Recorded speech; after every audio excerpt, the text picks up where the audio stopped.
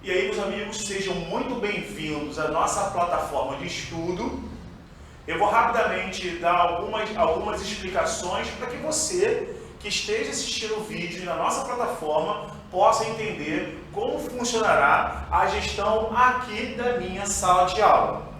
Cada professor virá a você explicando o seu nome, a disciplina que ele é responsável e o conteúdo que será trabalhado. Fique atento ao nome do professor e ao conteúdo relacionado. Vocês, hoje, têm a plataforma online que pode ser pausada e voltar o tempo todo, para que vocês possam ter o melhor aproveitamento possível. Então vamos lá? Vamos começar?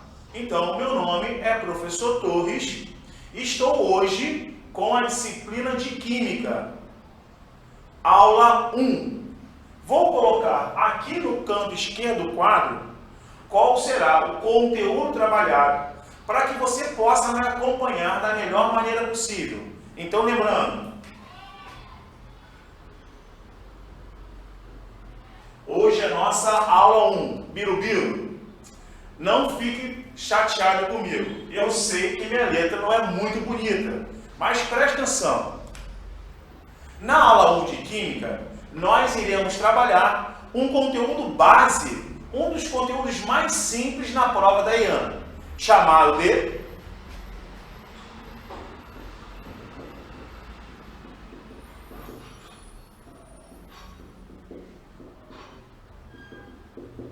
matéria e substância.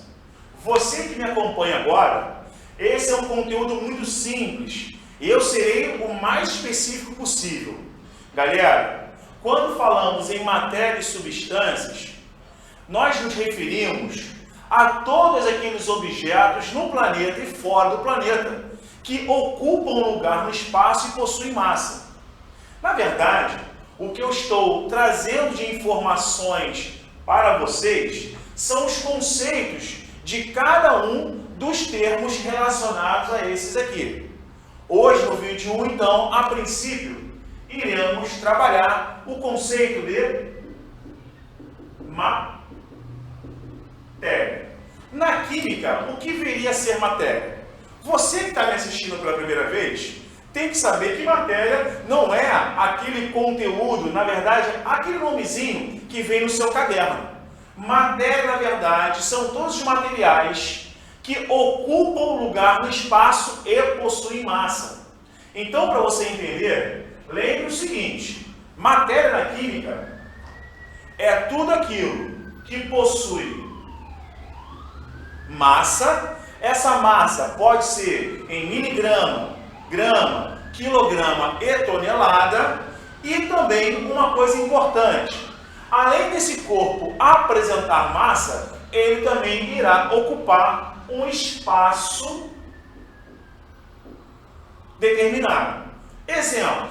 Vocês podem pensar em inúmeros exemplos. Uma bola de gude, uma bola de futebol, o quadro, a parte de trás, o quadro aqui na parte de trás, tá? A caneta que eu seguro, um bocado de areia. Então pense bem, todos esses materiais são definidos como matéria. E nós temos uma coisa muito importante que nós temos que observar. A matéria, birubiru, a matéria pode ser dividida em corpo ou objeto. Tá? Objeto. A letrinha é feia, mas dá para entender. Meu amigo, por favor, preste atenção que corpo e objeto, corpo não está relacionado àquela sua vizinha maravilhosa que tem do lado da sua casa. Tá? O conceito não é mais o mesmo da biologia. Quando nos referimos à matéria, especificamente a corpo e objeto, corpo, na verdade, são todos aqueles materiais que não têm uma função específica. Como, por exemplo, como que nós podemos pensar em algo que não tenha função específica? Areia, brita, água. Quando eu falo areia, quantas utilidades você pode pensar? Construção civil, para o gatinho defecar, para colocar numa planta, Olha quantas funções específicas. Nenhuma. As funções são variadas. Quando me refiro a objeto, é algo específico. Qual é a função da minha caneta? Professor Torres, escrever no quadro. Qual é a função de um apagador? Apagar o quadro. Então lembre o seguinte, corpo são materiais que não apresentam função específica. E objeto são aqueles que apresentam função específica. Entendido? Entendido isso, vamos a uma informação importante. Vou circular aqui, vou fazer uma nuvenzinha para vocês, para que vocês possam entender o seguinte. Quando me refiro à matéria, cabeça de porco, você não pode esquecer. Toda a matéria ela é formada por pequenas subpartículas, que você já está respondendo aí na cabeça. Quando eu falo matéria, professor Torres, já sei, essa matéria é formada por pequenas subpartículas, vou colocar aqui de lilás, chamados o quê? Átomos. Tá lembrado? Lembre que quando eu falei areia, eu falei a pedra, eu falei o apagador, a minha caneta, todos esses objetos, eles possuem milhões e milhões de subpartículas que vão compor esse material. Essas subpartículas são chamadas átomos. Na definição de átomos, o que seria átomos? Átomos seriam as menores porções. Vou ter que editar isso para aí.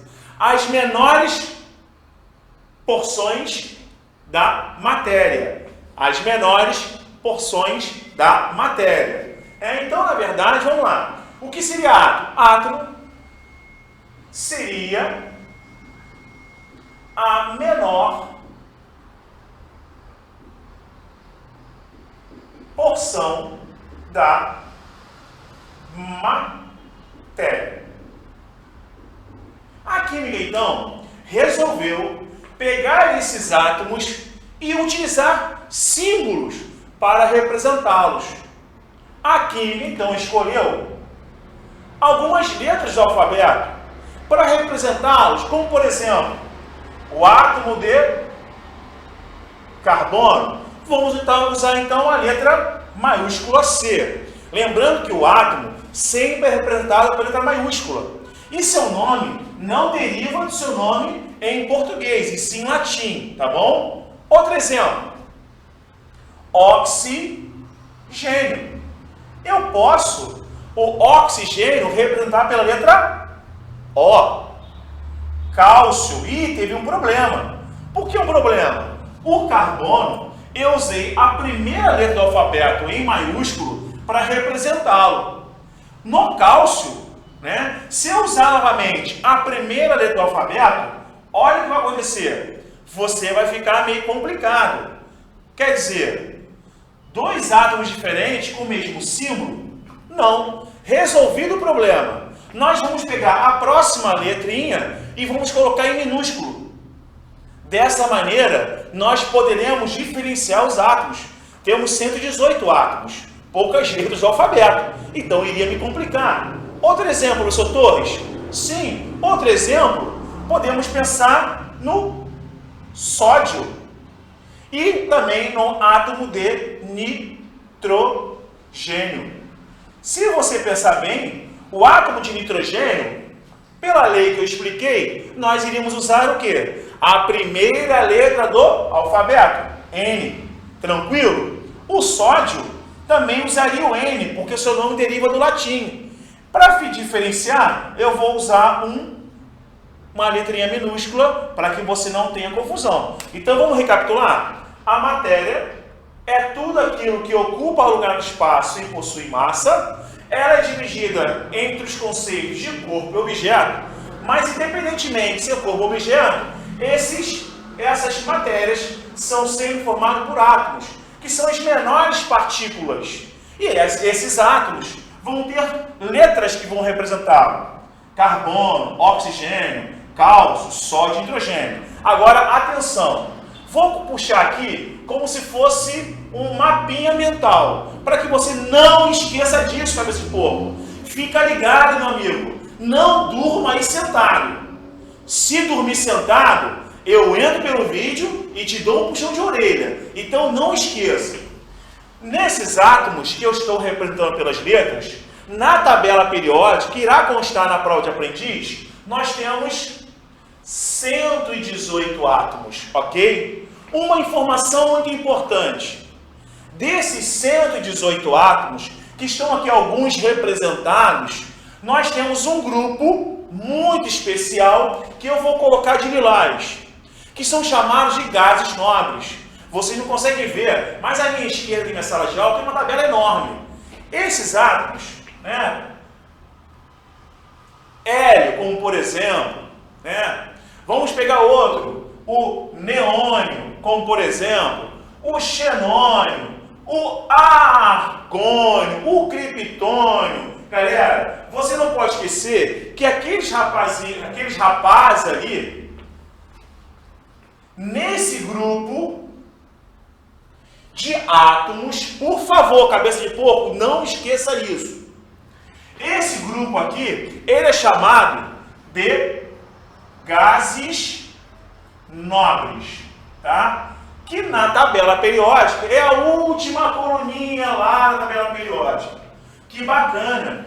Esses átomos aqui, eles são átomos que na química se denomina átomos estáveis. Por esse motivo, por ser átomos estáveis, aqui tem uma coisa muito bacana. Eu tenho certeza que você é como se fosse um átomo. Você, quando vê aquela coisa linda, sua vizinha, você logo se sente atraído e querendo realizar uma ligação química. É mais ou menos isso que acontece com o átomo. Um átomo instável é como se fosse você, adolescente, cheio de energia e a fim de se ligar. Esses não. Esses átomos são como deuses. É como nosso Papai do Céu, que está lá em cima. Esses átomos não realizam ligação química. Eles não realizam ligação química pelo único motivo. Esse átomo de hélio, ele é um átomo estável, assim como os outros. Só que os seus irmãos, o neônio, o argônio, o xenônio, esses átomos são estáveis, porque quando você tiver uma matéria comigo chamada divisão de energia, você vai ver que ao dividi-los, esses elementos apresentam 8 na última camada. Calma, você irá ver essa informação nos próximos vídeos. Fica ligado, fica calmo. E o hélio, ele é uma exceção, a regra fica estável com 2. Professor Torres, por que, se é o vídeo ainda à frente, por que o senhor está me explicando isso agora? Pelo seguinte motivo. Lembra que eu falei que nós tínhamos 118 átomos? Eu tenho dos 118 um seleto grupo chamado gases nobres, que são estáveis e por isso são denominados. Ó, vê se consegue ler aí. Moléculas monoatômicas. Então quer dizer, esses caras, mesmo que a prova tente te induzir a chamá-los de átomos, cabeça de porco, ele será chamado molécula monoatômica, beleza? Porque átomo é como se fosse aquele elemento, como o grupo aqui, que é enorme, tá? De átomos como, por exemplo, vamos colocar aqui ó, os átomos, o nitrogênio, o oxigênio, o hidrogênio, o ferro, o potássio, tá? Vários elementos que na química, esses elementos são chamados de elementos instáveis. Galera, presta bem atenção numa informação, né? Presta bem atenção, isso você tem que ficar ligado. Dos 118 átomos presentes em todos os materiais do planeta, do universo, eu disse que um pequeno grupo são chamados de gases, isso aí, gases nobres, são átomos estáveis. São estáveis porque apresentam 8 na última camada, com exceção do hélio. Esses amigos são chamados de átomos instáveis. Por quê? Simples. Porque esses átomos instáveis, Eles vão terminar com 1, com 2, com 3, com 4, com 5, com 6, com 7. Lembrando que o único que pode ser exceção é esse aqui. Esses átomos vão terminar com valores que não correspondem a 8. Então eles vão terminar de 1 até 7. E aí que está a mágica. Aí está a ideia que eu quis plantar na sua cabeça quando você vê a sua vizinha e você se sente atraído. Essa atração aqui não é essa não, cabeça de porco. Pare sem vergonha.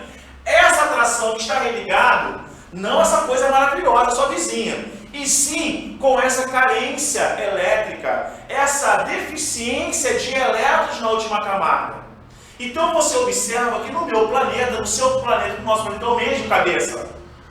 Todos os elementos instáveis, eles vão ter que fazer uma coisa muito bacana. Fazer o quê? Eles vão ter que se ligar entre eles, ligando-se a partir disso e formando aquilo que nós chamamos de substâncias. Então entenda o seguinte: a partir da ligação entre eles, aquele beijinho que você viu aquele beijinho que você viu eu dando agora mesmo, esse cara aqui vai se ligar formando substâncias. Então vamos lá. O que viria a ser substâncias? Substâncias são combinações entre átomos instáveis. Cara, e uma coisa importante para poder finalizar esse primeiro quadro. Lembrando que vocês podem pausar o vídeo a qualquer momento e copiar o conteúdo no caderno, tá? A cada mudança de quadro, meu cameraman vai fazer um passe de mágica. E daqui a pouco vai aparecer com um quadro, pum, todo em branco, tá? Agora fica ligado no seguinte: essas substâncias que se formaram vieram a partir de uma instabilidade. Tranquilo? Só uma coisa que eu preciso colocar como observação. Quando eu uso a palavra átomo, é como se eu fizesse uma comparação entre a palavra grão e feijão, grão e lentilha. Quando eu falo grão, você pode imaginar vários tipos de grãos diferentes. Quando eu uso a palavra feijão, eu especifico qual grão que eu quero. A mesma coisa aqui. Quando eu falo átomo, eu estou de forma abrangente. Quando eu especifico, eu chamo de elemento. Elemento de carbono, elemento de oxigênio. Tranquilo? Agora vai aquele passo de mágica e eu vou aparecer aqui com esse quadro apagado, tá? A mágica aconteceu e o quadro voltou à sua brancura normal. Galera, agora eu vou continuar, mas vou aprofundar o conceito de substância. Mas antes disso, eu quero que você lembre da escola.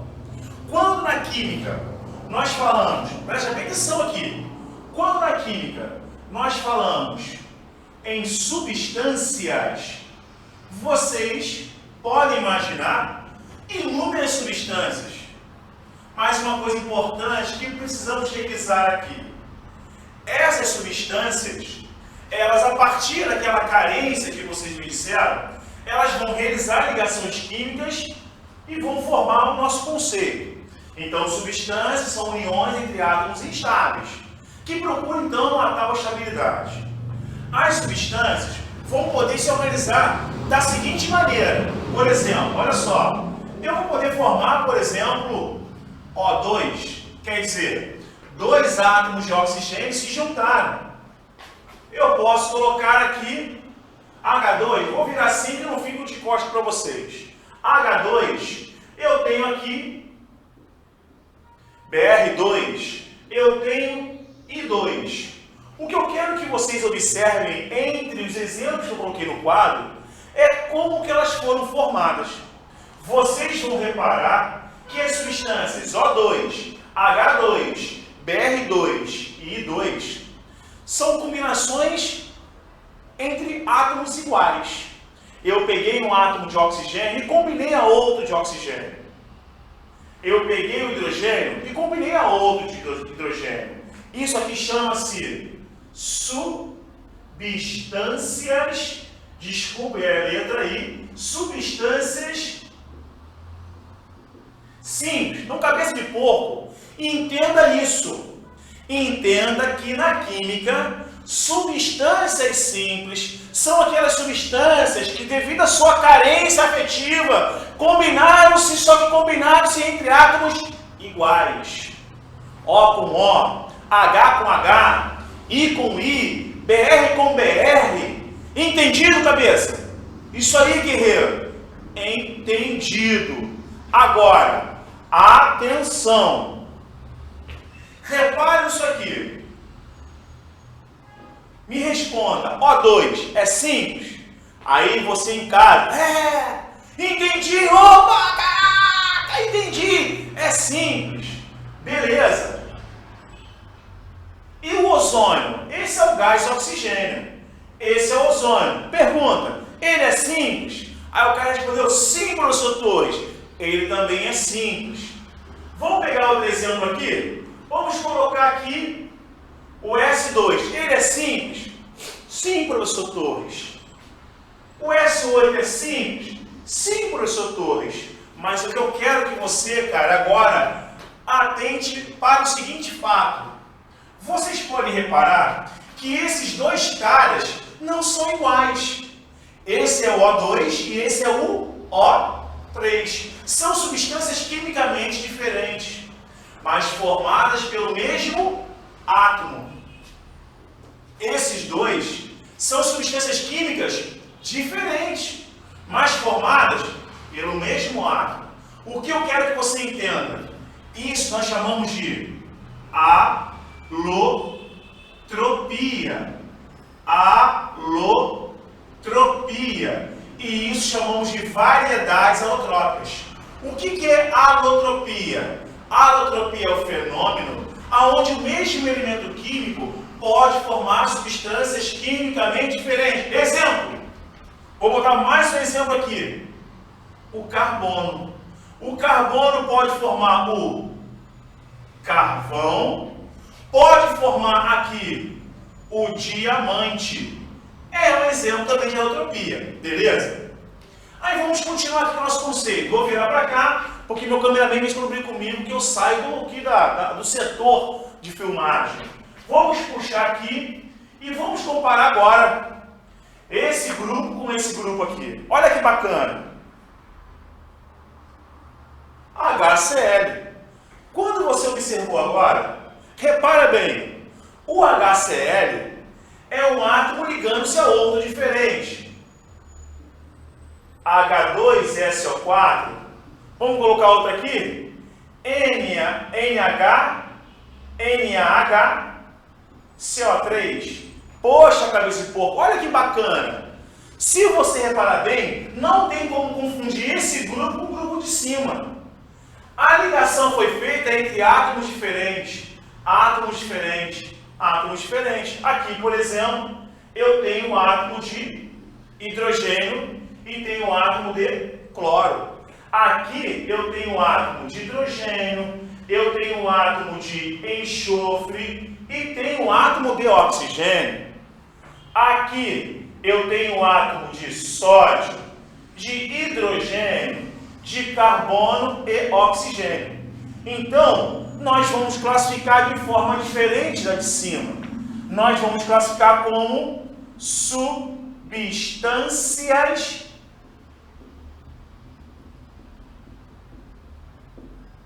compostas. Então, entendido? Substâncias compostas, substâncias formadas ou ligadas entre elementos diferentes. E vamos completar. Quantos átomos diferentes você está vendo aqui? Isso, 2. Vou chamar isso de binário.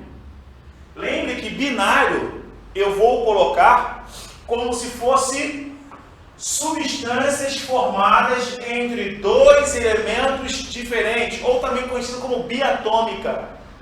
Aqui eu posso chamar de triatômica ou trinária, né? Referindo-se a 3 elementos diferentes, aqui eu posso chamar de polinária, ou também posso chamar de poliatômica, ou também, se quiser, 4 tetra. Entendido? E agora, para a gente completar esse segundo quadro, o oxigênio, o hidrogênio, o carbonato de sódio, o bicarbonato de sódio, o ácido sulfúrico, cada substância no planeta tem o quê? Tem o seu estado físico. Tá lembrado? Tá lembrado que todos esses materiais, eles têm diferentes estados físicos, que vocês denominam assim, ó, estado sólido, né? Volume e formato definido, estado líquido, né? Vamos melhorar esse Lzinho aqui, o formato já invariável, de acordo com o recipiente, volume definido, e gasoso, nem o seu formato, nem o seu volume definido. O que a galera esquece na EAN é que os estados físicos, os materiais do planeta, podem passar de um estado físico para o outro. Para isso, eu tenho que ou dar energia ou tirar energia. Então, lembre o seguinte, eu vou colocar aqui para você os nomes dessas mudanças de estado que todo mundo tem certeza que lembra. Agora, o que eu quero que você entenda é o seguinte, quando eu vou colocar aqui, ó, no cantinho do quadro, para passar do estado sólido para o estado gasoso, você tem que colocar a substância no fogo. Então, na verdade, esse material, ele precisa absorver energia. Ele precisa absorver energia, por isso nós vamos dizer que passar do estado sólido para o estado gasoso, nós absorvemos energia e somos um processo endotérmico. Endotérmico. Tá? Então, lembre o seguinte, para passar do estado sólido para o gasoso, eu tenho que absorver energia. Agora o bicho pega. Agora que o sem vergonha não lembra. Vamos lembrar? Para passar do sólido para o líquido, como chamaram? Fusão. Para passar do líquido gasoso, vamos ver se lembra. Vaporização. Lembrando que vaporização é o processo de passagem do líquido gasoso.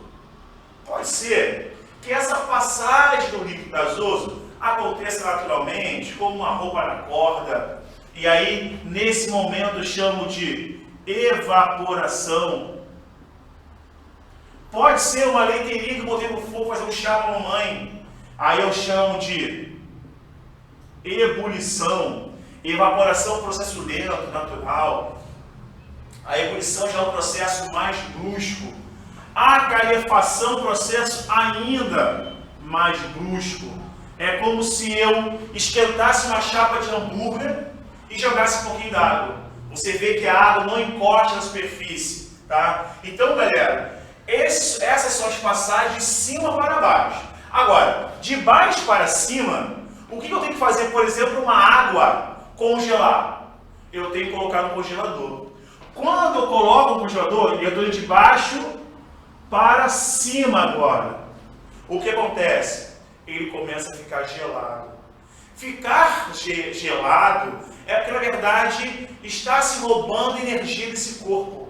É como se o congelador estivesse tirando a energia daquele corpo. Então, vamos chamar que, ao retirar a energia, nós vamos chamar de processo exotérmico.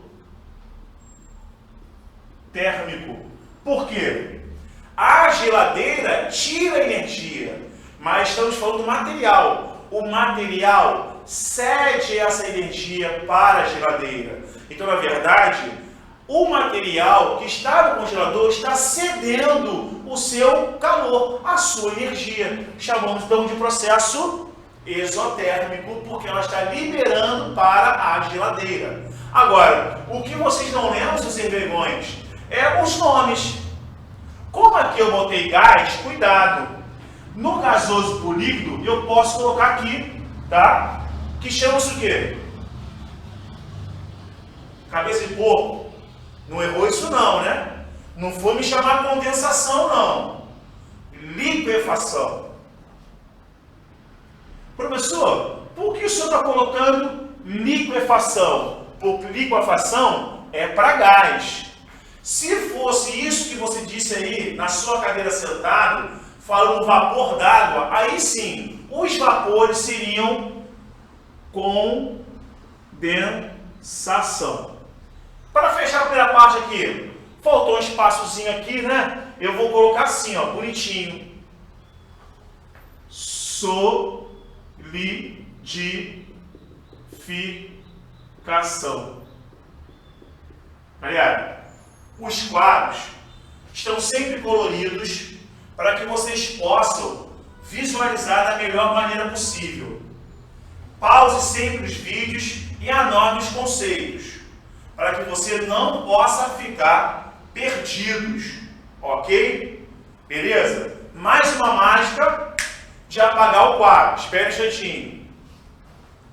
Vou apagar aqui para a gente poder ir para a parte final da matéria. Professor, eu estava copiando. Rapaz, é online, cara. Ô, cabeça de porco, é só pausar o vídeo, cara. Pausa o vídeo ali. Vamos lá. O que eu quero que você entenda é o seguinte. Cara, você não pode errar isso no Aprendiz Marinheiro. Você não pode errar. É o fechamento da nossa aula 1 agora. Nós vamos fechar essa aula 1. Por quê? Vamos recapitular? Nós falamos que os átomos, eles são substâncias, vamos lá. Certo? Você edita aí, né? Os átomos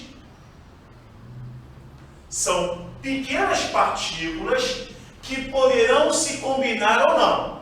Né? Quem não se combina é os gases nobres. E os outros infelizes vão se combinar e vão formar as substâncias. De acordo com como essas substâncias estão se ligando a átomos iguais ou átomos diferentes, nós vamos classificar então como simples e composta. Lembrando que a definição de simples e composta é apenas da maneira como esses átomos estão se ligando. Por quê? Porque, meu amigo, eu tenho uma segunda definição, chamada de substância pura. Até foi uma vez uma questão da UERJ, que tinha um cachaceiro, uma garrafa de cachaça, e falou assim: eu estou tomando uma purinha. Que purinha? Aquilo é álcool com água. Não pode ser purinha. Uma substância pura é aquela que dentro do recipiente só contém aquela substância. É como se eu tivesse pego na farmácia um frasco de água destilada. Se eu peguei um frasco de água destilada, eu só vou ter o que ali? Isso, só água destilada. Quando eu pego um copo de água mineral, ali eu tenho água e minérios. Aquilo não é simples, perdão, aquilo não é puro. Então, quando eu pego um copo de água mineral, ali eu tenho uma substância mistura, uma substância misturada, tá? Então, galera, olha só, a substância pura é aquela substância que sempre vai possuir como característica ter pontos de passagem de estado, ponto de fusão, ponto de ebulição, sempre constantes, e também a sua densidade. Quando você pegar na IAN, nós podemos até pegar como exemplo a água destilada. A água destilada é uma substância pura, purinha, e por isso ela apresenta uma densidade igual a 1,0 grama por centímetro cúbico e apresenta também ponto de fusão de 0 graus Celsius e ponto de ebulição de 100 graus Celsius. Quando você, cabeça, chegar na prova da IAN, é isso que eu quero que você preste atenção.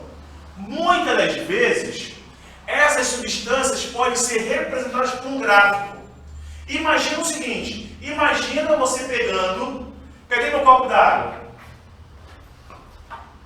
saí do vídeo e já voltei. Calma aí, eu estava procurando um copo d'água para mostrar para vocês, estava aqui perto. Se eu pego um copo de gelo, né? Se eu pego um copo de gelo, tiro, bem aqui meu copinho, tá aqui, ó. Isso aqui, imagina se fosse um copo totalmente congelado. Tava lá, um copo cheio de gelo. Eu tiro esse gelo e boto aqui fora. O que acontece com esse gelo? Ele vai derretendo, isso aí. Só quero que você preste atenção no seguinte. Quando eu tirei o gelo do congelador, vamos imaginar que o meu congelador deixava ele a uma temperatura de menos 5 graus Celsius. Acontece que se eu colocar aqui isso como tempo e isso como temperatura, você vai entender que o gelo se encontrava a menos 5 graus Celsius. Ele se encontrava em qual estado? Isso, sólido. Ele foi esquentando, esquentando, esquentando, e aí ele vai esquentando, eu vou botando um gráfico, ele está crescendo a temperatura, ele foi esquentando até chegar sólido, né? Até chegar aqui, ó, na matemática, que aqui estou representando como 0 graus Celsius. O que acontece a 0 graus Celsius? Isso, cabeça! A 0 graus Celsius, essa água começa a derreter, ela começa a se fundir. Então, começa a temperatura a ficar constante, porque o corpo em derretimento e a água em aquecimento começam a trocar energias, fazendo que a sua temperatura permaneça constante até que todo o gelo derreta. Então, significa que aqui nós chamamos de patamar da fusão. E nesse momento, ele está reto por quê? Porque a temperatura é constante. Perfeito, cara. Perfeito, perfeito. E após isso, ela vai continuar esquentando. Vou colocar aqui. Até ela atingir a temperatura de 100 graus Celsius. Lembra que se ela está derretendo, aqui eu vou ter substâncias sólida mais líquida. Derreteu, só líquida. Perfeito. Quando ela começar a evaporar, de novo, vai coexistir a água ela borbulhando, chegou a 100 graus Celsius, começa a ferver. Eu vou ter aqui o líquido mais o vapor, porque nós estamos falando de água, a água vira vapor. Enquanto tiver as duas substâncias coexistindo juntamente, a temperatura não muda, porque elas ficam trocando energia até o momento que acaba tudo, e aí ela continua subindo e só vapor. O que eu quero que você preste atenção aqui? Aqui tem um outro patamar, chamado de patamar da ebulição. Tá? Como eu falei que eu estou colocando na leiteira, ebulição, galera. Na prova do aprendiz, você tem que lembrar que a substância pura, pela sua definição, seria isso aqui, os pontos constantes. Que pontos são esses? De fusão ou ebulição, ou resfriando a de condensação e solidificação.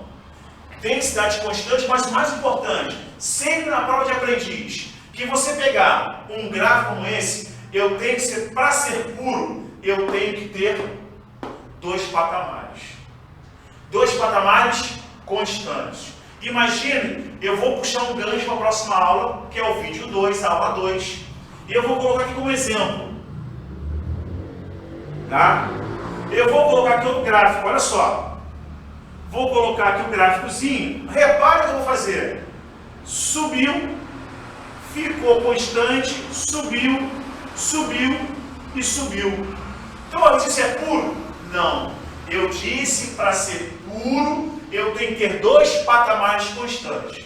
Na aula 2, que nós falaremos só de misturas, tá? Porque essa aula é de matéria e substâncias, nós iremos retornar a esse conceito para que você possa entender o seguinte: se isso aqui não é puro, qual é o contrário de puro? Isso! Impuro! Não, eu não vou usar esse conceito.